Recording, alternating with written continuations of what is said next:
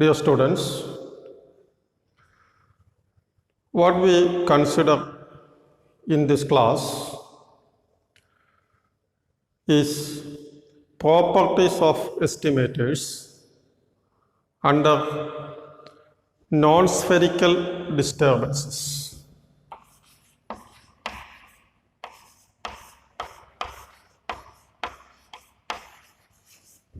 Non-spherical disturbances.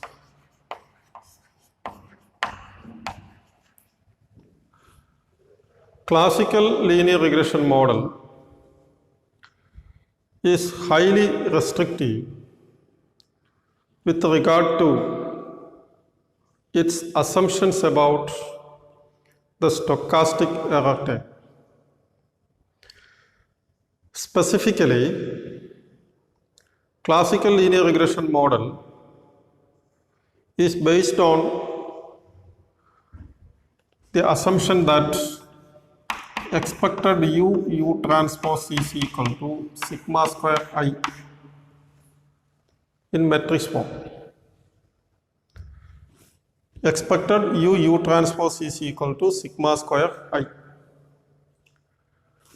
This assumption is known as the assumption of spherical disturbances. The assumption of spherical disturbances. This assumption is that the variance of ui given xi is a constant sigma square and the covariance ui uj given xi xj is 0. That is the variance of u1, u2, etc. un is same, a constant sigma square. Covariance between any two distinct disturbance terms is 0. If the stochastic error term satisfy these two assumptions, it is known as spherical disturbance. Violation of these assumptions produce what is known as non-spherical disturbances. Violation of these assumptions produce non-spherical disturbance. And there are two sources of non-spherical disturbances. One is heteroscedasticity. The other one is autocorrelation. If the disturbances are characterized by heteroscedasticity or autocorrelation, it is known as non-spherical disturbance. Either one is enough. In cross-section data, heteroscedasticity is generally encountered. In time series data, autocorrelation is generally encountered. Then we have what is known as non-spherical disturbance. If the stochastic error term is characterized by heteroscedasticity or autocorrelation, we have what is known as non-spherical disturbances.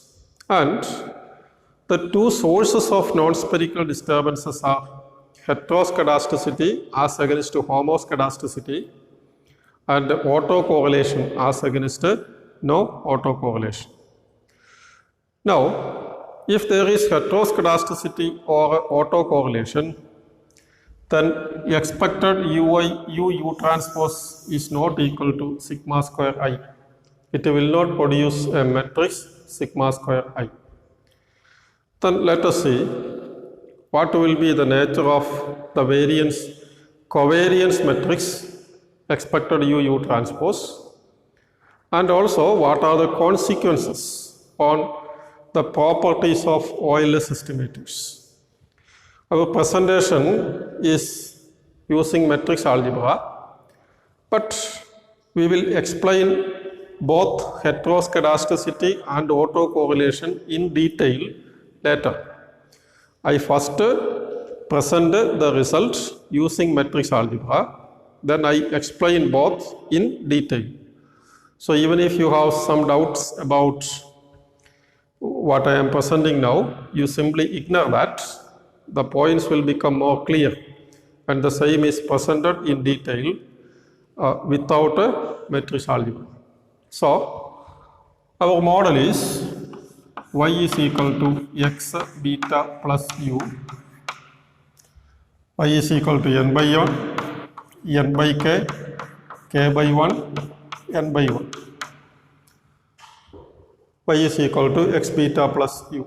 It is assumed that x is non-stochastic with the rank of x is equal to k, full column rank. Full column rank means there is no multi-collinearity.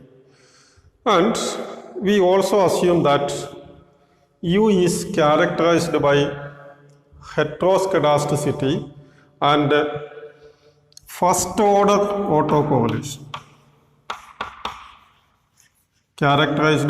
U is characterized by heteroscedasticity and first order autocorrelation. I will explain first order later.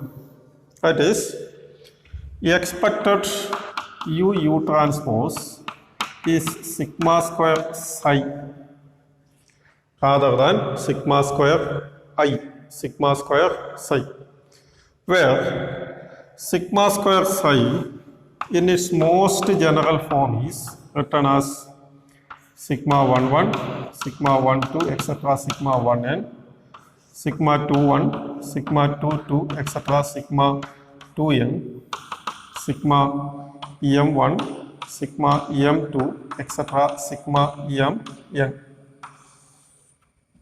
The most general form of non-spherical disturbance, sigma square psi, is given. That means the diagonal elements are not the same, they are different. This is the variance of U1, U2 different. Off diagonal elements are not 0, as in the case of no autocorrelation and homoscedasticity.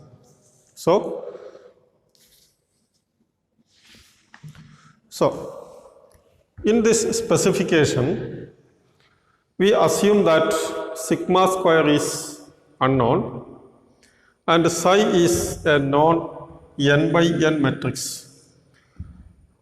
Sigma square is unknown and also that psi is an n by n matrix. That is, in this case, m is equal to n, because it is a variance covariance matrix. And as we have discussed earlier, variance covariance matrix is symmetric. Variance covariance matrix is symmetric. It is square. It is also positive definite. So our model is y is equal to x beta plus u. Expected U transpose is sigma square psi. Sigma square psi is given by this, is a square, symmetric, positive definite matrix. Now, given this, no other assumption is violated. There is no multicollinearity now because rank of x is assumed to be equal to k. We assume that only these two assumptions are violated. Expected U is 0. A null vector as usual. Expected U transpose is sigma square psi now.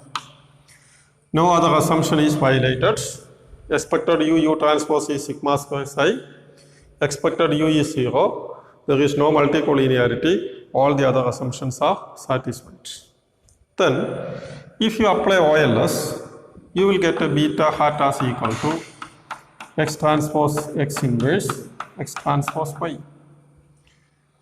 You will get a beta hat as equal to x transpose x inverse x transpose y. And equal to x transpose x inverse x transpose x beta plus u. So these are steps we have already derived. X transpose x inverse x transpose x beta plus x transpose x inverse x transpose u. So beta hat is equal to beta plus x transpose x inverse x transpose u. If you take a expected beta hat as we have derived earlier, beta expected u 0, so expected beta hat is equal to beta. So the point is, even if there is autocorrelation or heteroscedasticity or both, OLS estimators are still unbiased. That is, the unbiasedness property is not affected by the presence of autocorrelation or a heteroscedasticity. Autocorrelation, first order autocorrelation. I will explain first order autocorrelation later. Now let us see the covariance beta hat. Covariance beta hat is equal to expected value of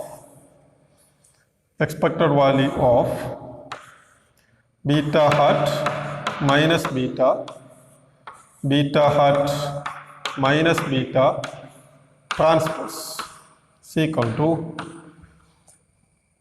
beta hat minus beta is expected value of x transpose x inverse x transpose u, then x transpose x inverse x transpose u transpose.